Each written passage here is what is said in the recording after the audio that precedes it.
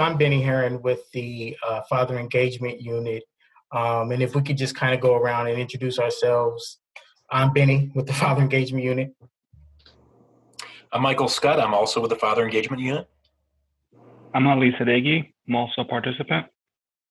And I am James Cherry. I'm a member of the Psi Alpha Alpha chapter of Omega Psi Phi Fraternity, volunteer. I'm Mercedes Alonso, and I'm with the Father Engagement Unit.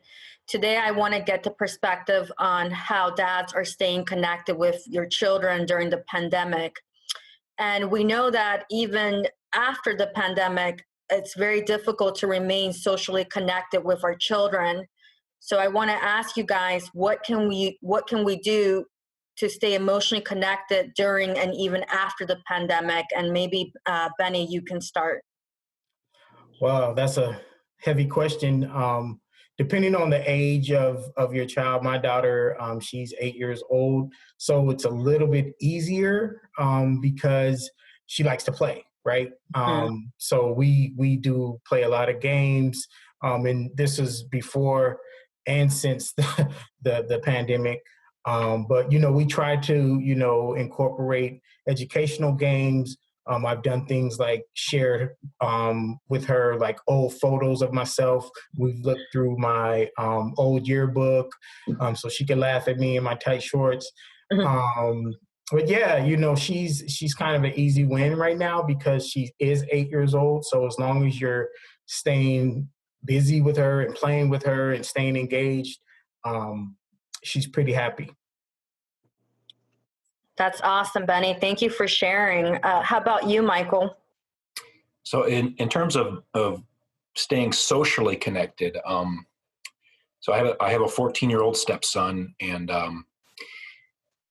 there's been a couple things that we've done to build in a sort of a social aspect. One is I've taken him out to drive. He's 14. He can't drive yet, but he wants to, so we've been going to the VRE parking lot, which has been empty, and we've been tooling around there, and it's been good because his actual dad sort of doesn't have the patience for it, and neither does his mother for that matter, and I find that I do. So he's been enjoying that, and I've been enjoying that as well.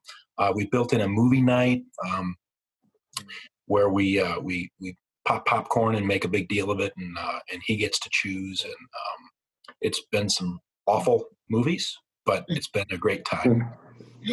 And then just in terms of another aspect, we did see that he was kind of locking himself in his room, and part of that's good because he gets on video games and he talks to his friends that way, but we kind of saw him losing motivation for school and to kind of do things that are productive.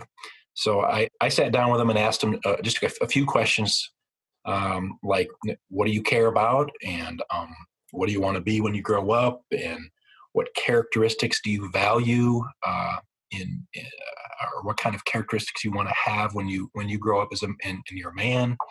And that's led to some discussions about, well, how do you get there? And so that's kind of what we've been concentrating on, and it's led to some better discussions than we've had in the past. So. Wow, thank you, Michael. That's very useful information. I appreciate that. How about you, James? My story might be a little different only because I've pretty much had to go into work probably almost every day.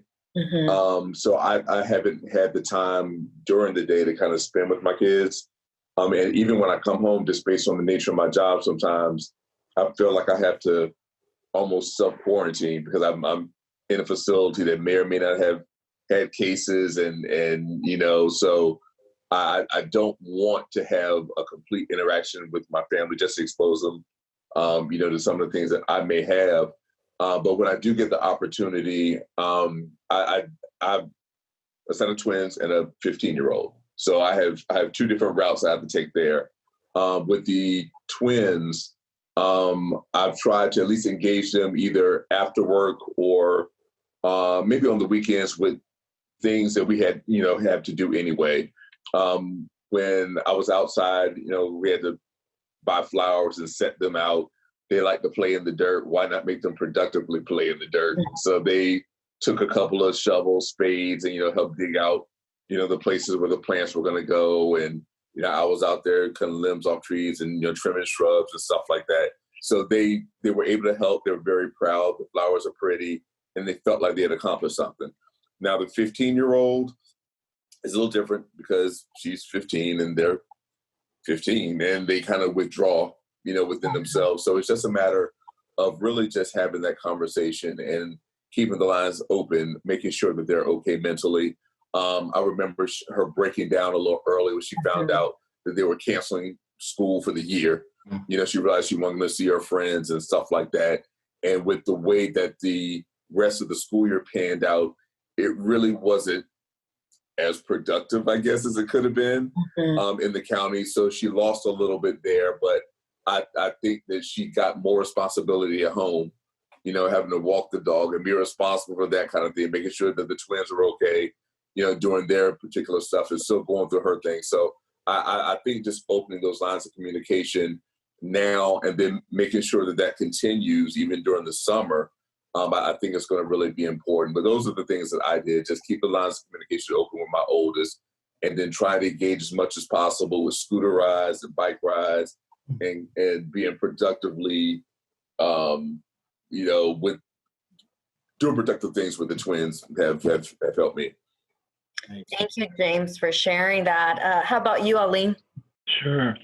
I have a 6-year-old and an 8-year-old. Our favorite pastime is pretty much going out to nature and just utilizing what's available to us. A lot of times what we'll do is we'll just grab a backpack, throw snacks in there, some food, some water, and then we'll get on our bikes and then we'll just ride down. We're pretty close to Burke Lake, so we'll just ride all the way down to the lake and sit by there, throw down a towel and probably have some snacks and kind of just enjoy nature. A lot of times like to just take pauses kind of to enjoy things as they are, right? So get the kids to kind of reflect and observe their surroundings. It's kind of, what they don't always have the opportunity to do that. And the key thing is to kind of get them off the electronics, get them away from the TV and get them out. And then some days it's just something as simple as, getting the water hose out or the sprinkler. And, everybody gets out there and plays out on the water. But yeah, it's key is just getting out into the nature and getting into the elements and enjoying time. And the key is just quality time, right? Listening to the kids and just have them reflect on their environment, their surroundings, and kind of getting that feedback. And it's a great opportunity for all of us to kind of get that feedback from our kids.